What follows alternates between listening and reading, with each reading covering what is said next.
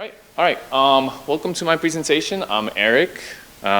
Online, people kind of found me, and I'm known as Echo Limits. It's a bit different because I had like a non-traditional way of entering the game industry, where a lot of people go, let's say, to universities, or let's say they start video game studios with their friends and so on. I kind of entered from being a content creator first, and just being passionate about playing the games rather than making them. So that's kind of who I am. If you add me on LinkedIn, of course, I'll add you back. And today I kind of want to talk about more along the lines of what I personally learned, helping people put games out on Steam, of course. That's like the #1 place if you're talking about indie games. I mean, I've helped put games out on a lot of different things. I'll tell you guys a little bit about myself as well. Yeah, so this is how I began my career in the game industry. Totally different than most people. I was just a Twitch streamer. Pretty much PlayStation 4 came out, and I was like, what, $100 cheaper? What, it's more powerful than the Xbox? Because I was on Xbox 360, and I bought it, me and two of my best friends. And I didn't have any friends on PlayStation. But whatever, my favorite game came out on launch week or launch month. It was Battlefield 4. And I just jammed on that. Battlefield 4 was a really good game. It was super broken, hot mess, but on PlayStation 4, it ran okay. Like almost like that was their main target. They knew the PS4 was going to be a success. They really did a good job with that version. So basically, streaming on Twitch opened up a lot of opportunities and possibilities for me in general. I played games with celebrities. My favorite, Terry Crews. Love the guy. Such a cool person to be. If you ever watched him on, I don't know, Everybody Hates Chris or something, you know, a super funny guy. And honestly, in real life, he's just like that. He had a blast playing Battlefield. That's probably like the highlight of my career I've ever done. The craziest and coolest thing is I played Battlefield 1 with all of these celebrities like Jamie Foxx and Snoop Dogg with his, rolled up blunt. It was really crazy. But I learned a lot being a streamer. So that's where I started. Today, I co-founded a publishing company. It's called Tilt Games, and it's quite different than what is on the market as an indie game publisher. In reality, what I help do is I help people self-publish their stuff. So what I really want to talk about today is some of the advice that some of you guys might want to put out your game on Steam or other platforms, and it might be helpful for you to hear advice on this part. So you can find me as Echo Limits pretty much everywhere. What do I do now, right? Tilt Games is a pretty interesting beast because it's not like a publicly facing publisher. I'm more of a shadow company. So a shadow publishing is sometimes referred to. I've also heard fractional or fractured publishing. Midwest Games calls it that, if you guys know who they are. So I think the industry has quite a bit of us in the background starting to help game developers who are solo all the way out to small teams basically, and just fill in the gaps that they need. I design databases, I design, execute marketing strategies, I consult on game design. All of these hats, like Aziz is wearing here, there's a lot of hats in Tilt Games. I mean, we're indie, and that causes you to do a lot of stuff. Indie Game Fan is a independent developer collective I started. The website's gonna literally launch this month. It's gonna be called indiegame.fan. Actually, if you go to it, you type in indiegame.fan right now, /index2.html, you can actually see like the prototype and what it looks like. But the idea of that is I want to be able to also offer something to independent developers all across the world where they can interconnect their games. Personal ventures and things, I just love game design. I make card games as well. So looking forward to next weekend being in PAX Unplugged in Philly. So if any of you guys are going, you can literally prototype, test with me. I'll be also at a booth with a friend doing a TCG. All right, so that's Tilt, right? As I introduced you guys to it, I work a lot with influencers since I was an influencer. Some of the databases I've designed are, one of them has, tracking millions of influencers on Twitch, Twitter, and YouTube. all video game focused, and I have contacts for like well over 100,000 of them. So think emails, Twitter DMs, Discord DMs. And obviously that's really cool, right? Because if you are making a game, you want to tell the world about it. And so I can tell the world about it. But today I'm here to tell you guys about that process and how, when it makes sense to tell the world about it and why. So Indie Game Fan, this is if you guys followed my whole index2.html. This is what the website kind of looks like. The idea of it is finding games by solo or truly independent developers and giving them a bit more discoverability based on various algorithmic things. That comes from my Steam database. That's another database I've designed. And basically the power of that database is super cool because imagine if you had the ability to track day-to-day changes of every single app ID on Steam. And you could do cool things like see their wish lists and how they're changing from day to day, growing, or you can see how many sales they've made. I designed that. It's pretty cool. Currently, games I'm working with, these are direct partnerships with lots of these solo to small teams. Sniper Punk is made by about 12 people. It's still in production. Adam Sound's a solo dev. Nobody's a solo dev. And of course, when I say solo dev, you're solo deving, but maybe it's outsourcing art. Maybe it's outsourcing music. You know, that's just understood as like a common practice. Heart of Myriad, solo dev. Liminal Exit, small team. Guildmaster, solo dev. Rusalka Wrath, small team. And RTS Hero will have a Kickstarter coming out really soon, a solo dev as well. So I work a lot with these small teams. And by the way, the slide, at the end of the slide, I'll have a QR code you guys could like click through and do all that fun stuff. Maybe some of the more famous games, Level Devil, that game's had billion impressions on, or like YouTube videos and views and basic things on YouTube, TikTok, you know, all that jazz.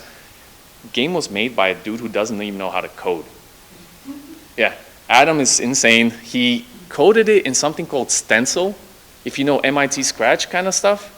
Yeah, it's pretty insane that he did this. Caves of Lore, actually Mike is from Maryland. He was here yesterday. I literally chilled with him the whole time. If any of you guys went to the Peter Poorhouse, I was there playing one of my card games with him. So it was pretty fun. Caves of Lore actually won a golden award by Games Without Borders, and that came with a cash prize and all that fun stuff. So he's an award-winning solo dev. Caves of Lore took him literally 6 years to make. And Conrad Stevenson is another nominated one from New York City. I'm in the New York City area. Maybe you've seen something. So let's talk about Steam. And really what I'm trying to hope to highlight for you guys is the Steam algorithm and what it really truly cares about, right? Because Steam is here to help you. I have had several opportunities to speak directly to Valve themselves, and they're super passionate about indies. And much of what they do highlights indies. So if you hear people complaining online like, Steam discoverability and this and that, it's like, honestly, they probably just don't get the ecosystem. The ecosystem is literally built for you to succeed. And why I say that is without Steam, we would not be seeing this indie renaissance that we're seeing right now. Like Peak, Only Up, Are We There Yet? Lethal Company, Phasmophobia. Like all of these awesome games are just succeeding. And they would not be without Steam. You pay $100, you get 1 million impressions. And it's really much more about aligning yourself to the marketplace. And that's what I hope to talk to you guys about. Various things. Because I've been doing this, you know, previously 5 years, just being a Twitch streamer, kind of working with EA, Ubisoft on big FPS titles. And of course, streaming, you know, indies. That was cool. But my last 5 years building Tilt into the company that it is was very much focused on the growing pains of helping people make games and putting them out there and seeing like, wow, why didn't that succeed? Or why was this success X amount, not X amount? And you kind of go through the motions on these things. But designing that Steam algorithm truly helped me understand a lot of the nuances of what the platform cares about. So really the two things that I want to really highlight is thing number one, how much money you make them really matters. And so interestingly enough, yes, while Steam is a private company, right, and I think it's a well-known fact that per employee, they make more money than Microsoft plus Google plus like Facebook combined. Because Steam, Valve, right, has about 300 employees. It's insane. Yeah. And those guys, I have had the pleasure of speaking to some of them, they're super high performers. Like so nuanced. Like I was trying to tell them stuff when I was listening to what they're saying, and in reality, they already pretty much knew a lot of this stuff. It's very cool. But number one is, you want to make Steam money. How do you do it? Make a game that's marketable. Right, make Terraria, make Noita, make Stardew Valley. Easy. Done, right? Let's all just fold our laptops and just go home, right? It's super easy. Well, not so easy. But here's the fact. Steam loves their 30%. That's what they take from you, right? They even refund you that $100, which is really nice of them. I don't know why, but sure. As soon as your game makes over $100, they give you that back, so it's fine. So in theory, it doesn't cost you anything to put a game on Steam, and you get so much, you're just gonna give them that 30%, and that matters. So here's a game from a solo developer that I work with, and this is some of their stats. Maybe you can see, maybe you can't see. I don't know if we can maybe even dim this a little bit in the back, so if that might help people see. But as a solo dev, you're probably pretty excited about making $200,000, right? This better, guys? Yeah. All right, cool. I don't know if that's gonna affect you back there with the video. You can yell at me, feel free to yell.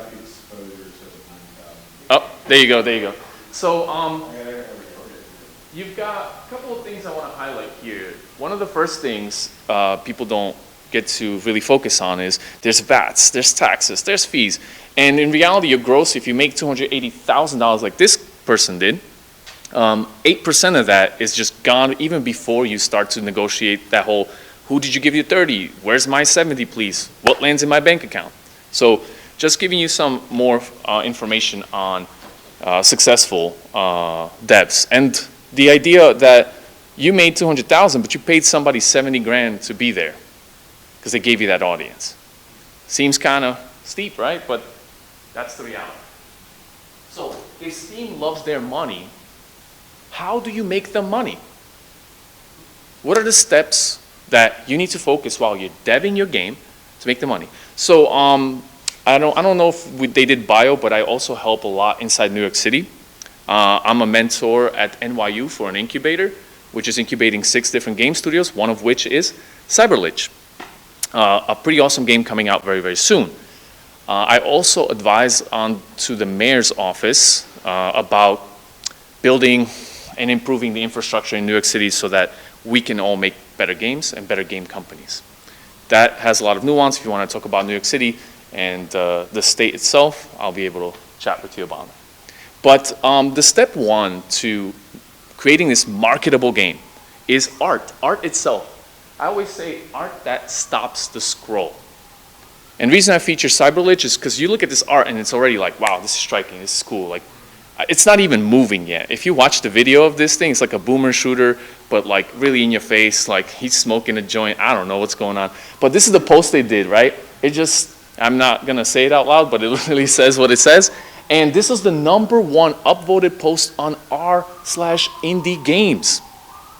That's huge. And that was like 10 months ago. So they've already seen success in that idea of marketability because their art is so striking. Is a boomer shooter the most unique thing you've ever seen before? Oh, we've seen boomer shooters if you're familiar with that term, right? But art is step one to making a marketable game. So if you're making a game, consider how important that art is going to look. There's a lot of nuance here for some people, especially let's say you're making an Unreal Engine game. You having metahumans and you're probably growing up like I did with a PlayStation 2 or something, and you're looking at metahumans, it's like, wow, can you believe this? I can make this technology. I can make a game that looks this good. Guess what? It doesn't look good anymore because like everything is Unreal Engine graphics quality. Now you need a little bit of that artist flavor. Like what kind of cool new textures can you do? VFX can you add, right? Like make it, jazz it up, all that. So the other thing I want to talk about as far as marketing, and I'm trying to do my best as I chug through this. I should have probably started the timer because I really was hoping to give you guys a lot of information. Step 2 is the unique selling point. Maybe some of you guys heard unique selling points, maybe, some people, good. The idea is that if your art is marketable, the person's going to stop and look. And once they stop and look, they're probably going to read your game name, they're going to look at some quick material, and they're going to want to understand what's so unique about you. And if they feel there's something unique there that they haven't experienced yet, they will click. You got them. You got them on your page, potentially even you got them downloading your demo or selling your game if you're already on that stage. But here's a game team that I'm working with currently. I met them about a year and a half ago, maybe, or 2 years. And these are their stats when I met them. They did Next Fest already. So there's a lot to say about these marketing beats. But keep in mind, I saw 40,000 lifetime free licenses. This is exactly what's in your Steam backend. Just by a show of hands, how many people seen the Steam backend before? Several, just a few, okay. As a developer, if you're a dev and you're making a game you want to actually financially succeed with, you must start to get familiar with your Steam backend, especially the financial backend. There's 2 backends. The financial one is the financial info. This is what you get as printed out because this is going to tell you, are you succeeding or not? So again, I met them, they shared this with me because I was impressed by the graphics. I can show you guys the game later. And 40,000 free licenses is 40,000 people during Next Fest going, cool, add that to library. That's marketable. That means that their art worked and their unique selling point was interesting already in some way. But next step is, at the bottom, not unique enough, they had lifetime unique users. So the first one says, I added you to library. The second one says, I actually played the game. Remember, on Next Fest, you're watching, you're scrolling through a lot of stuff. You're going to see all sorts of cool demos. And ultimately, that week, you probably could play maybe 10 games, maybe, right? Each demo is going to take you like an hour. That's 10 hours. That's a lot of game time for a regular person. So most likely, they're going to add 20 to 30 games to the library, and they're only going to check out a small percentage of them. You want to be in that small percentage. So in all honesty, 50%, not unique enough. And there's a whole slew to say about their median playtime being 16 minutes. So here's the fast case study, because I'm not going to dive into it too much. You guys could check out Sniperpunk on Steam. They've got a lot more stuff built up since then, of course, since I've been working with them. Was a 1v1 twin-stick shooter, right? So that was their unique selling point. Art, of course, beautiful pixel art. Now is a 1v1 twin-stick roguelike. And there's a huge component as to why I helped them redesign this, mainly focusing on when I meet a team that has a multiplayer game, especially like 1v1. First question I ask them is, how is losing compelling? Winner, I want to play again, right? We're playing Tekken. I'm really good at it. Yeah, man, come on, play with me again. Loser is like, dude, can we just go play Street Fighter or Fortnite? Like, I don't want to keep doing this, right? So you need to build in systems so that these players don't churn out. Otherwise, you're going to have a nightmare on your hands, and you're not going to have a successful game. So I helped them redesign the game. I do a lot of game design consulting. Is it working? Is the unique selling point working? Currently, this is probably a few months old as an image, but we have about close to 2,000 people actually, grab a playtest key from us, and 1,500, so about 83% actually played it. So going from that whole 50 to like 45%, all the way out, doubling the interest of people. So turning it into a roguelike clearly is a better unique selling point. And that's just something that you need to focus on. So I want to recap really fast. What makes a game marketable? Here's the thing. I help market a lot of games. People look to me to make them a success. And I can't stress enough, marketing does not equal success. All right? Design equals success. And a well-designed game on Steam should probably make like $100,000. Right? That might seem like a lot to some, very little to others. There's a lot to say about that, right? How big is your team? How many people are involved, and so on. But the big important thing is design plus marketing, right? A good design, a marketable design plus marketing could make you the millions, 2 millions, 4 millions, so on. So just recapping, the secret really is design makes your game marketable, and then you need help with marketing, whatever you do. And it all comes down to the art plus the unique selling point. So thing one, right? Steam cares about make Steam money. Good. Make a marketable game. Good. Have awesome art that stands out and unique selling point. What's thing number two? Make compelling games. It's crazy, but I meet a lot of different developers and many who come from design backgrounds and going through schooling or just lots of projects and so on. And there's a huge emphasis on fun. People tell you, you make a fun game, you're gonna be good. Actually, no. There's a lot of fun games that don't do well on Steam. But there's also a lot of compelling games that do well on Steam, and devs are like scratching their head and they're saying, this ain't even fun. Why is this person making more money than I am? Remember, algorithm cares about two things. It's going to start with how much money you can make it, like Steam really cares, because to them it's a opportunity cost. They're gonna feature you when you release your game. Maybe 50 games also release with you. But every time they feature you to somebody, right, like they're showing your small capsule, your large capsule, featuring you throughout the store, they're not featuring someone else. And maybe Call of Duty's making them more money, but they're still giving you a chance. You just have to prove yourself to them. Okay, great, that's the money part. The next part is compelling design.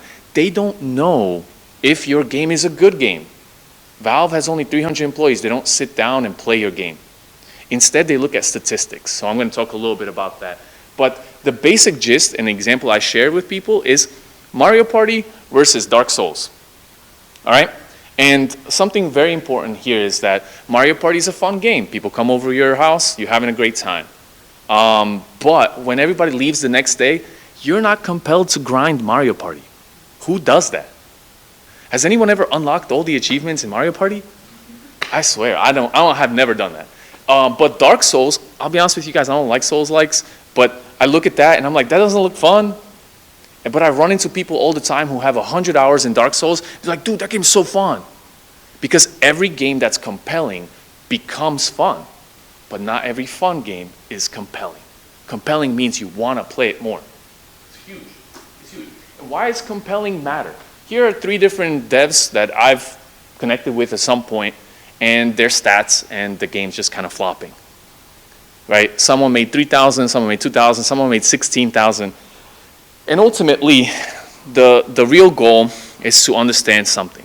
Steam really loves it when you pass 2 hours of median playtime. All those games, one is an hour, 29 minutes, 55 minutes. And honestly, I'm looking at the lifetime Steam units and some of them being quite low, like how many people actually added to library or so on. And then finally, how many actually are playing it. It's also quite low, so there might be some problems in the uniqueness. Although this game on the side here, going from about 3,100 to 2,700, that's pretty good, right? That's a good percentage. So the unique selling point is actually pretty compelling. However, I should say marketable. And however, the median playtime is only 55 minutes, so Steam kind of algorithmically just gave up on it.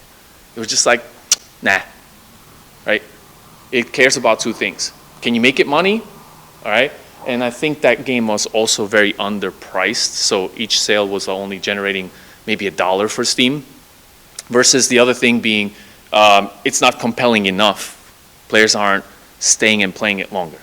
And to be honest with you, I didn't design this algorithm, and Steam is never going to tell you why they care so much about the 2 hour, but just kind of thinking about like the common sense approach and saying, well, any player who has a Steam account can play any game, and within 2 hours can return it.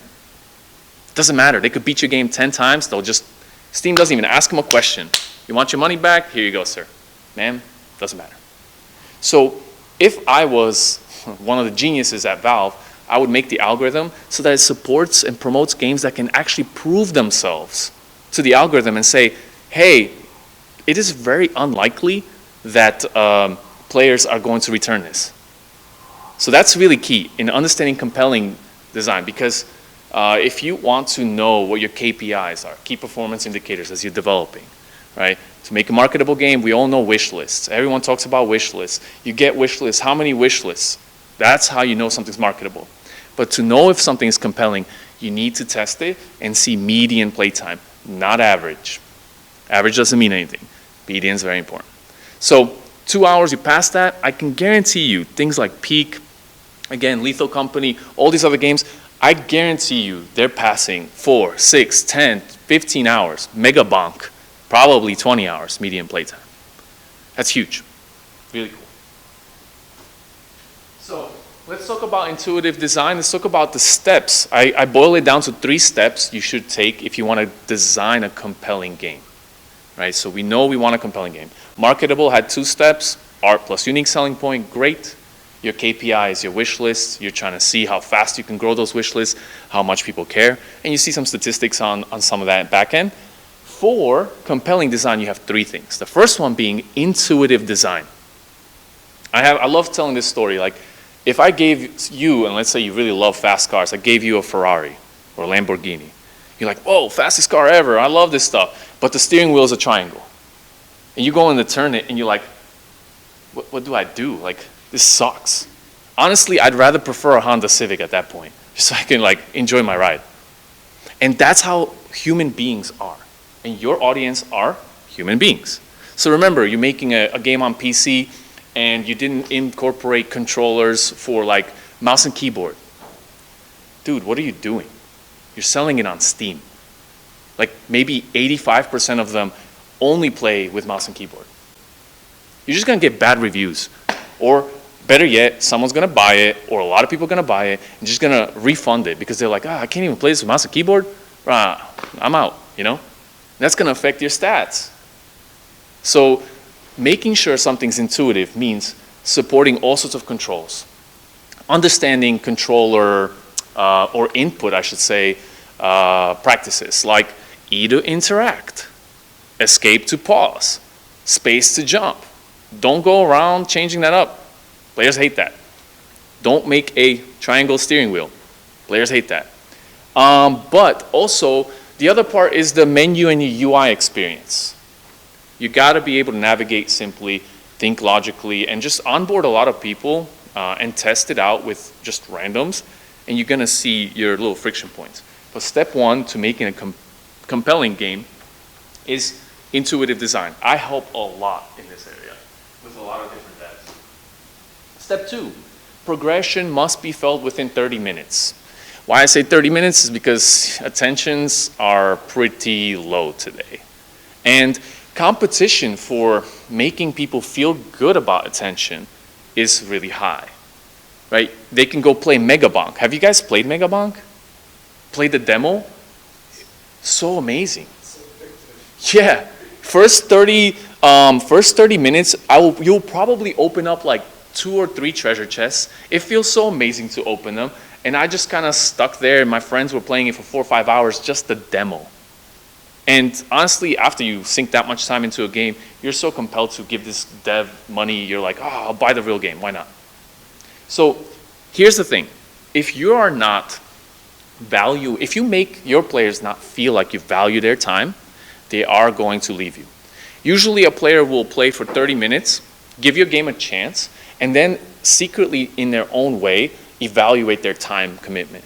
Because I could go play Zelda. I could go play, Elden Ring or something. Well, I gave you 30 minutes. I mean, if you didn't make me feel like I progressed, a progression system, it has to be visual, it has to be felt. There's a lot of different things you can do. I guess RPGs have the easiest time because if you played Pokemon in the first 30 minutes, you level up like 10 times, right? From going to level 1 to level 10, it's so front-loaded, it's crazy. That's probably why Pokemon's such a huge franchise, because it honestly follows a lot of principles to this day that are very important. Because like later, if you're trying to go from level 80 to level 90, right, that's gonna take you 100 hours, I don't know, most RPGs. Front-load your progression and review. And then step 3. So first step, okay, great, it's intuitive. Players aren't complaining. Step 2, they can feel some progression. They're feeling like, oh, my time matters and I'm getting something for it. Now be clear with me. Show me rewards. Why am I playing? Who is the bad guy? Why is he bad? And then like, if I beat him or I beat the level, what's going to happen next, right? So in this essence, you want to give them a reward. And remember, you're not AAA. Don't give them a cool hat or a t-shirt or something. They don't care. Maybe once you're super successful, you can do these things. But you need to have, I call them clear rewards that impact gameplay. All right? Again, RPGs do a great job. You beat a dungeon, you get a treasure chest. Inside the treasure chest, sword of truth. And you go to your sword and you're like, oh, copper sword deals 5 damage. And you go sword of truth, it's like, 12 damage plus holy effect? That's better. I have no idea why, but it just seems better. So RPGs have already built in a lot of these things that make for compelling game design. And you want compelling design because the Steam algorithm is like, who is this guy? Remember, in the end, your competition, there's no like set figure that Steam is like, you didn't reach this metric, we're not gonna feature your game. You know, instead, what they're going to do is compare you to whoever is coming out that day, in that week. And they're gonna look at your median playtime, and they're gonna see, well, I wanna feature you, I'm gonna give you the first 30,000 impressions I give everybody, but there's another game that just came out, it's called Megabonk, and their median playtime is 10 hours, just off the grip, like, it was out for a day just like you. And your median playtime is 30 minutes. Oh man, you're getting shelved so fast. It just makes sense. The algorithm is there to help you if you as a dev understand where you're selling your game.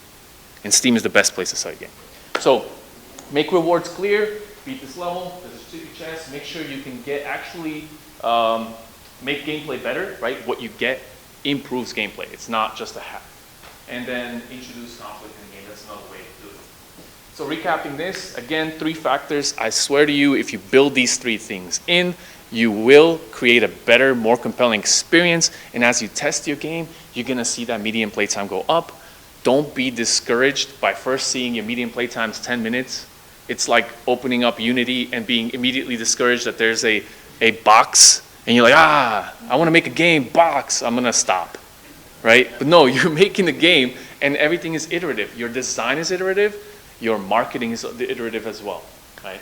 So have all 3, you will be fine. You must have all 3. But together, if you have a marketable game and a compelling game, you will succeed. And as I said, you'll probably make about $100,000 net in your bank account. Because Steam cares about you as a developer. So I kind of want to talk about like good. So now you know, like here are the secrets of Steam. You want to make a marketable game, a compelling game. You take the steps, you have something foundationally good. Fantastic. Well, what do people get wrong about marketing? I've marketed a lot of stuff and sometimes people approach me and they kind of talk about it and they just have different expectations or something, right?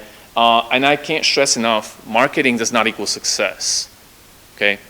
It's good design equals success. And then if you want massive success, more success, good design plus marketing, right? I need to have a good product. There's no success without a good product. And I know because I have contacts for over 100,000 influencers and 20,000 journalists worldwide. And I can message them and then IGN guy Kevin is like, oh cool, Eric, what's that now? And then like I show him something like tic-tac-toe and he's like, nah, man, he might not even answer me, actually. Why would he email me back on that one? Like, he just won't feature it. So, here's the thing. The other part that people get wrong about marketing, in essence, is just like within the KPIs of what I'm trying to explain to you guys is, how do you make a game marketable? How do you make it compelling? What are your KPIs? Everybody knows wish lists. Wish lists help you understand marketability of your game. Is it easy to get those wish lists? Did you post up like Cyberlich and got 11,000 upvotes and everyone's like super excited and they're all going on your Steam page and all that? You're marketable, right? Is your median playtime awesome? Through the roof, 4 hours, 5 hours. People are asking, when's your next playtest? You're compelling. Cool. Well, here's the thing about marketing everybody knows. yell at people, right? That's called marketing? No. Awareness is not marketing. Me telling you, hey, play Sniper Punk, play Sniper Punk, play Sniper Punk. But what if you don't trust me? I'm just a weird dude on the corner telling you, listen to my mixtape. And you're just not excited about that. So in reality, with your players, with influencers, with press, you're constantly trying to build trust. How do you build trust? Multiple points of contact. Have you ever heard of the 6 points of contact thing? Where you meet somebody and then you have a conversation with them 6 times. First time you say, hi, I'm Erik. And then the next time you're like, oh, it's you again. Oh, sorry, man, I forgot your name, but I'm Erik. And then third time you kind of remember their name. Dude, Kevin? Yo, you're here again? Fourth time you're like, yo, Kevin, you want to get a beer? Right? Fifth time, sixth time, you're kind of excited to see Kevin again, and he remembers your name this time. And sixth time you're like, yo, I know you're working on a game, but like, maybe I can help you. And he's like, oh yeah, sounds like yes you can. Players feel the same way about that. You know, you're not going to capture, maybe you can share a GIF, and if your unique selling point is bombastic, they'll immediately be on board. But if it's solid, they'll be like, oh, I'm busy today, but I saw this game, it's called Sniper Punk. And then throughout the week or next month, they see another thing, like, wait, I remember this game. Oh, okay, Sniper Punk, all right. And then third, fourth time they see it, by the next time, a friend of theirs also sees it, and they're just like, oh, dude, Sniper Punk, yeah, whoa, I'm gonna wish list that now. And that's how it works. Influencers too. If I message out an influencer, they've never heard of me from a specific game, you know, like you have a lot of marketing beats. You're in a prototype stage, you're in an alpha stage, beta stage, demo stage, almost release, all these other extra things you can build in. You can talk about trailers. I've got a new trailer, new gameplay announcement trailer, new setting kind of trailer, a teaser trailer. Like all of these are touch points designed so that I can reach out to influencers, reach out to players and press and tell them just the first point of contact. I don't expect them to go wish listing right away. No. You know, but you have to start building that trust. So awareness does not equal marketing. It's awareness plus trust is marketing. And honestly, it's best to build trust first rather than go full on, I'm gonna make everybody aware I exist. Because they'll probably just remember you're crazy, right? The guy screaming and saying, listen to my mixtape. So like for some of you guys deving your games and trying to look for this validation of like, is my game marketable? Can I get players to play test this? So is it compelling?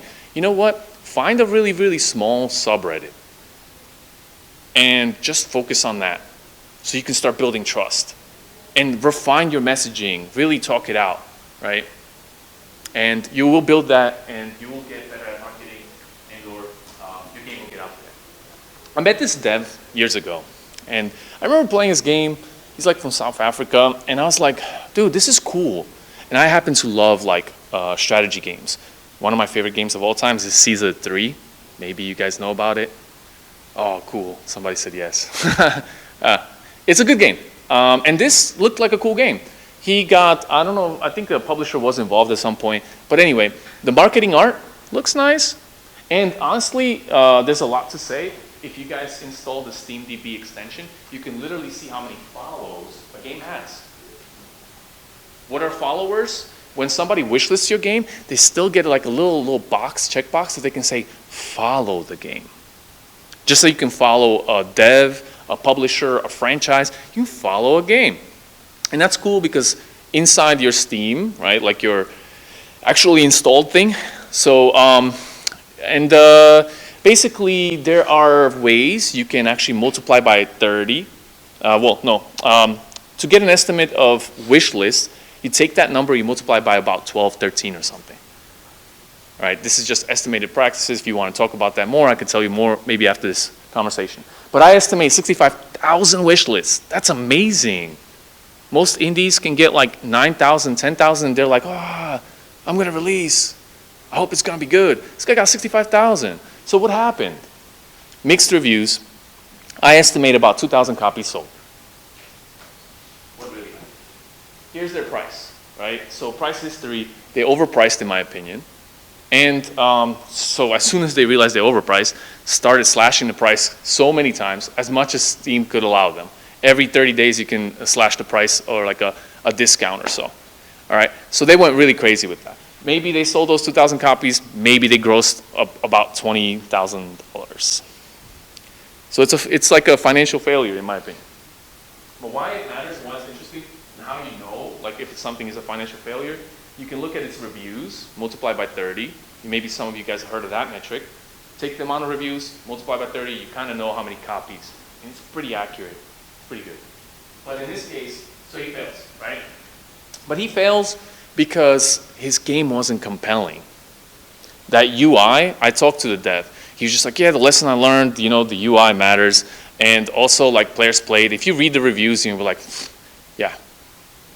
So, had 65,000 wish lists. Super marketable. Art interesting in some ways. Unique selling point. People just seem to love the idea that you can, like, build a settlement on the back of a space turtle. Sounds cool, right? 65,000 people is a lot, guys. It's a lot. It's hard. It's not easy. But didn't sell well because it wasn't a compelling game. And Steam gave up on it. They had no reason. Even if you have 65,000, Steam will drop you. You can have 1 million wish lists, Steam will drop you if it's getting bad reviews and it's just lots of returns maybe. And I don't have the back end for this dev, but clearly not making the money, right? Remember, part one, what algorithm cares about, make me money. This guy didn't make him money. And part two, make a compelling game. Clearly not a compelling game. So it doesn't matter how many wish lists you got, right? So thing one, how much money you make them is super important. A couple of more small things I wanted to mention about that. You know, they love the 30%. Indies should not be making free-to-play games. Don't do it. I checked my database. My database is tracked like every single day. We have new updated information. It's pretty crazy. But I did it this morning, and I saw like 4,500 free-to-play games in 2024 and 2025 from 4,500. The ones that had at least 1,000 or more followers were just 192. It's terrible. Remember, to make Steam money is your number one goal because you also want to be sustainable. You also want to make money. And clearly, if you can't get past 1,000 followers, you probably don't have 10,000 wish lists. So I'm just going to say you probably are not successful. In this case, these are like more of like in a success metric. But even then, it's super low because a free-to-play game should probably have way more. Because you're not charging. What DLC should people care about, right? So I feel like you should stay away from free-to-play games. Make your pricing, take your pricing seriously. Like the example I showed, World Turtles, overpriced. Maybe just didn't ask a lot of questions. What I like to do is talk to your audience about price. They will reveal the comfortable amount. So while I play test, we have like a form. We incentivize people to fill out this form throughout the games that I help design and play test. And one of the questions at the end is like, how much you feel like paying? But I don't tell them like open-ended. I just keep it like $5 to $10, 11 to 15, you know, like that. Let's just gauge it. Let them click on stuff. You kind of don't want people to just say anything because they'll say anything. Here's another cool thing you can do. Target China and Brazil specifically. Steam will allow you in the backend to assign specific price points. You can override their suggestion system. And you should be aggressive for places like China if you have a localization. You should be aggressive for places like Brazil because money's tight. And we also live in a kind of scratchy economy right now where even super successful games are selling for super cheap, like Peak. It's like $6, $7. You will get compared to that, right? If you're trying to sell your game at 14, they're gonna scratch their head and be like, yeah, but I could buy Megabonk for like what, 8? Like, are you better than Megabonk? You might not be, right? So that's a cool thing to do because you can lower your price in that specific region. If you do, it will get a lot of players. That means there's going to be a lot of reviews and most likely good reviews, right? Because if your game is awesome and you sold it to someone for $2 in like China, even though your game is valued at $10 in USA, nobody cares. It's not helping Steam with the actual money. But another thing it's going to help is one of the key problems with a game like this, even when this dev has 65,000 wish lists, creates a discount of like 30%, and participates in like, I don't know, summer sale, And all of those wishlisters get that message that says, hey, that game you wishlisted is on sale right now, right? You've probably seen these messages. The problem is the social validation for this game is in the tubes. It says mixed 44. No one's buying. So how you can do that is give your game out to some people for super low, let them rate it really high, and then the people are going to come in with that social validation of like, whoa, you know, 100% reviews or 93 or 98, that's pretty cool. They're going to buy your game. And then, you know, wishlist is your KPI for thing one. Just to mention that games that do cross that 200,000 mark, Steam is a little down. Sure, we got a quick question. I know Steam can like a discount, like the first little bit the game comes out. Would you recommend doing that and then like setting a higher target price after that? Yeah, I think now it's becoming that is like normal or expected. It kind of sucks that it is because you want to make a lot of money for Steam and so on. But in the end, like again, if you design a good game, you could put a 10% discount, 20% discount, doesn't matter. Peak came out and they were so surgical with their discount. That game is like, I think something weird like $7.99 or whatever. They put it at exactly 36% off. And you're probably like scratching your head like, whoa, 36, why, right?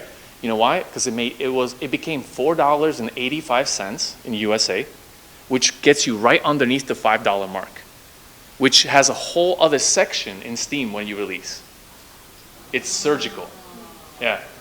There's a lot of these little things I can tell. Maybe we have some more time, but we're going to breeze through. Because I like to kind of constantly revisit what I'm thinking about because it helps me. Because I look at this a lot. I speak about this a lot, talk to different devs, and honestly, just drive that in. Thing one, make it marketable. Thing two, make it compelling. Really, Steam knows the competition isn't like, to them, they don't care about, you know, PlayStation or Xbox. It's not competition. They're thinking even beyond that. They're saying like, if a player is not on Steam, they're probably watching Netflix. I don't want them watching Netflix. I want them being on Steam. You design compelling games, people feel good, right? Like, why do you feel good about Target? Well, you went to Target and you bought a microwave and you're really happy with your purchase. Target didn't make the microwave. They just sold it to you, but they sold you a good product. So you like Target. That's how Steam is. That's why we love Steam, because it sells us good products. We have great experiences with friends on the friends list and games that we really care about. Hollow Knight is there. I had a great time. Cool. Silk Song, right? So pay attention to how you make people feel. That's very important about the compelling design. Use your median playtime as the KPI. Get past the 2 hours. Don't be afraid looking at the first 40 minutes or 30 minutes or 10 minutes. Everybody starts somewhere. I wholeheartedly recommend make the playtest build on Steam. You have 3 builds, main, demo, playtest. Use the playtest because you can have access to the Steam backend with the data that I showed you from various different games. You make your own. It's part of your $100. You can generate release keys. And you can really control how you give keys. I'm going to give you guys an example with Sniperfun. Very, very soon. I guess bonus-wise, maybe I could check in with the room. We have like 10 minutes. Wasn't really 30 minutes, but hey. We have like 10 minutes and I could check in with you guys. Maybe we have questions. Or I could tell you a little bit more about like, let's talk about demos. Maybe some questions. Yeah. Do you like the numbers and reviews for demos and early access and stuff count for the initial release? Yeah, so here's the thing about early access to 1.0. Think of it this way, like you're at a bar, you see someone, they catch your eye, and you're like, wow, I'm interested in this person. You know, you walk up, talk to them, and you bomb. The next day you come back, you see that person again, but you have a better playbook. You have like something more interesting about yourself. You bombed yesterday. Do you think that person wants to talk to you? I'm gonna say no, right? Very few people will have the courage to even try that. So Steam's algorithm is always listening. You bombed the first time. I mean, it probably noted that. So if you're going into early access, you should really spend only 5-6 months. Don't go crazy. And honestly, like if you opened up, your game came out, and you have an hour median play time, and your wish lists were at 10,000. That was your open. Steam gave you some visibility. You kind of fumbled through some stuff, but you know what? You made a better game. You think you made a better game. But 6 months later, you check the stats of exactly your game, and you went from 10,000 wish lists to 12, and your median playtime went from 1 hour to 1 hour and 10 minutes. Why should Steam even care about you at this point? In 6 months, you produce 10 more minutes of median playtime. You got 1,000 more wish lists. You're gonna get bombed. There's gonna be no feature for you. They're gonna give you the bottom line they give everybody because they're nice about it. They'll give you 30,000 impressions and goodbye. So if you are planning into early access, make sure you have a roadmap that's gonna help build the game up. That just usually means that your core has to be already there and you're just adding more content and stuff. So plan that you're gonna knock it out the park the second time. Being, again, to that example, 10,000 wish lists, which is the indie standard, and you had 1 hour median playtime. In 6 months, you're now at like 50,000 wish lists, and your median playtime is 5 hours. You know what Steam is gonna do when you go 1.0? It's gonna be like, hey, have you guys heard of Megabonk? Like, this is kind of cool. I guess this dev is actually doing something. That's how I would program the system. So that's early access, let's just say. And yes, your demo stats matter, and there's a lot of different things we can talk about next fest and so on. Maybe you could do more questions in the back. Yeah, so Steam did something recently where demos can have their own page. Yes. Or you can also choose to have the demo be the same as your main game's page. So I think obviously it's a kind of a new feature, but so far, do you think it's better to have these separate or be part of the game's stuff? Yeah, that's a good question. It's pretty new, and I remember when that feature came out and so many devs got bombed by it because there was a lot of nuance as to how they set up their system as a release, and they... yeah, back then they used to make prologues, yes. So like they created that so people aren't making prologues, so they're not double dipping into like Next Fest, because they were. And then eventually when Steam saw that you were making a prologue, they kind of said, no, it's a prologue, we're not gonna allow you to be Next Fest. There's a lot of nuances there in how Next Fest works and why it's so important. But to answer your question very clearly and simply, I encourage people to make a demo page when they know it's a well-tested game, right? Like you really want to go make that playtest build, test a lot of your game, ensure even a demo medium playtime. And Steam is so kind to people. If you click on your medium playtime and you click through and you make it large in the next page, it's going to share with you how do you compare to the rest of the Steam library. Are you above, below, or average? You want to be above. A demo needs to have about an hour to be above average, but you want to also smash that. Like Megabonk, I'm pretty sure has like 4 hours median playtime just for a demo. So to put it plainly, you know your game because you're testing your game. If your game is testing well, make a Steam page because people are gonna review it and you're gonna get social validation. Instead of like the word turtles, it's gonna say 98%, it's gonna say 100 people, and people are gonna come across that and they're gonna believe you because they're getting others and social validation. So I always say do it, but have a well-tested game. If you don't have a well-tested game, first of all, you shouldn't be putting out your demo. If you absolutely must because you crunch for time and you're like, I need to participate in Next Fest, don't make a page. Like if you know it's not a really good demo, why would you give opportunity for people to, you know, criticize you? Because here's the fun fact. I give feedback to a lot of developers, right, for their game design and their game. The player thinks they're giving feedback to you, but they're actually just giving you criticism. And that's totally different.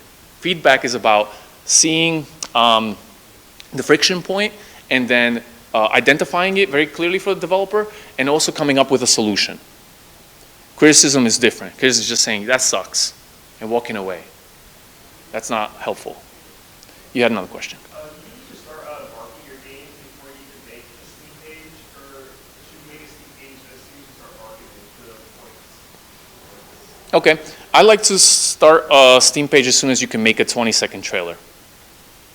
Just something cool that's gonna identify with your unique selling point, quickly just tell about the gameplay. 20 seconds, right? And that's because you can start gathering wish lists and you can start participating in events, huge participating in events. It'll get you a lot of wish lists. So yeah, hopefully that answers your question. I'm working on a game right now, and we're sitting at like an hour 40 minutes of median playtime. Awesome. Our playtime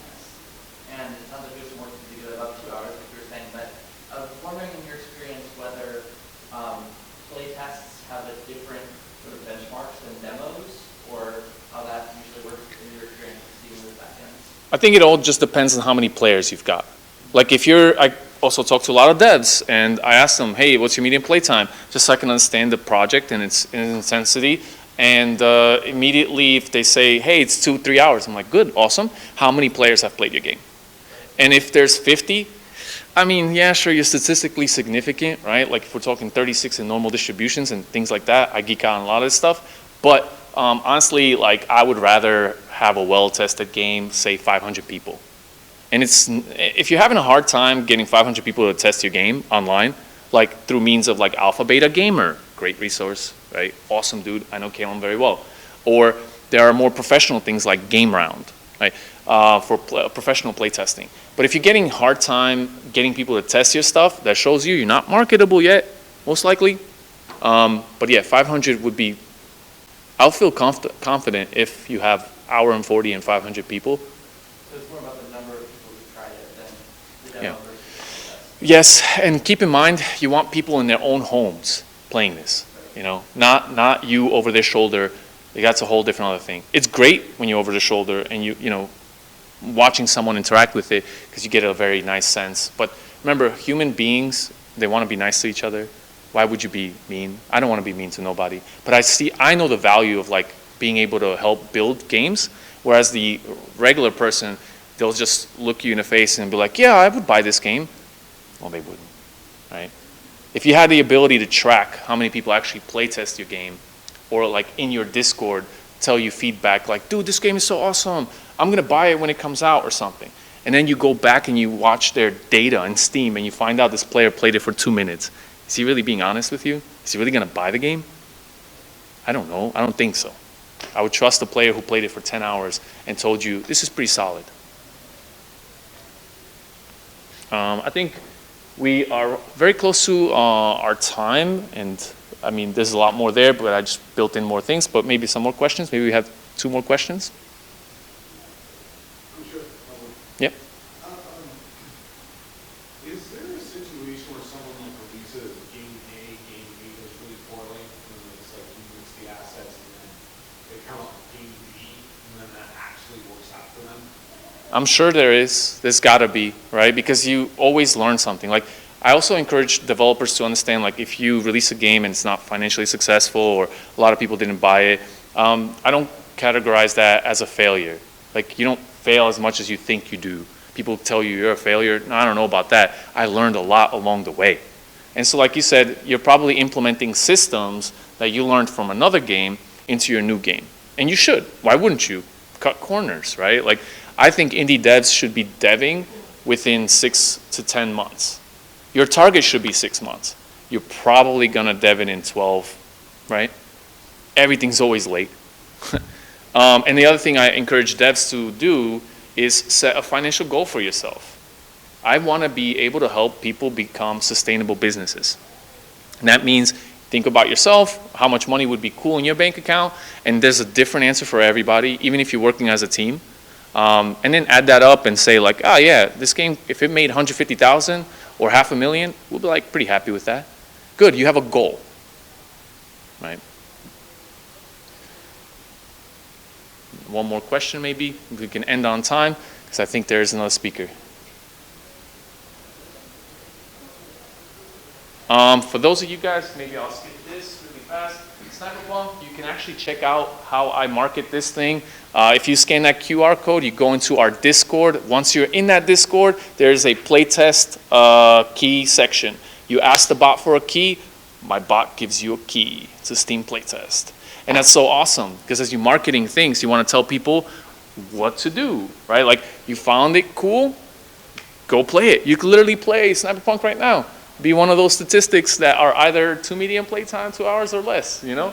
You can check it out. If you guys want, this is some other stuff, link QR code to this presentation so you can leaf through it on your own. But if I can leave you with some serious thoughts, is I truly do believe this is the independent developer renaissance. We are seeing AAAs ballooning and going crazy, and they're just not creating very unique and interesting games in many ways. They're just too scared. The risk is too darn high because their developments have ballooned. indies are coming up with a lot of excitement. And yeah, Steam is just improving overall. I mean, the Steam machine is going to be huge. I can guarantee you that if you make your game now on Steam and you make it compatible with that controller and the Steam machine, that it runs well on that thing, it gets that little verified check mark like they do for their Steam Deck, you're going to be more promoted, most likely. Cool. Thanks a lot, guys. Really a pleasure being here.